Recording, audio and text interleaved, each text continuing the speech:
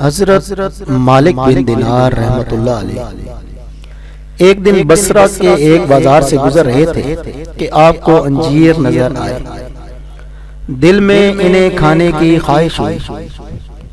دکاندار کے پاس پہنچے اور کہا، میرے ان جوتوں کے عوض انجیر دے دو۔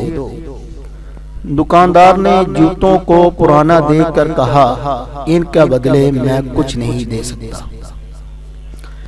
آپ یہ جواب سن کر چل پڑے۔ کسی نے دکاندار سے کہا، جانتے ہو یہ بزرگ کون تھے؟ وہ بولا، نہیں۔ اس نے کہا، یہ مشہور بزرگ حضرت مالک بن دینار رحمت اللہ علیہ تھے۔ دکاندار نے جب یہ سنا تو اپنے غلام کو ایک ٹوکری انجیروں سے بھر کر دی اور کہا، اگر حضرت مالک بن دینار تجھ سے یہ ٹوکری قبول کر لیں تو اس کی خدمت کے بدلے تم آزاد ہے۔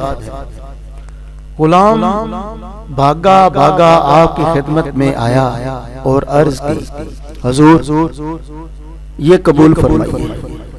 آپ نے کہا، میں نہیں لیتا۔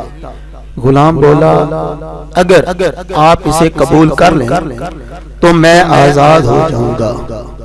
آپ نے جواب دیا، میں تیرے لیے تو آزادی ہے مگر میرے لیے ہلاکت ہے۔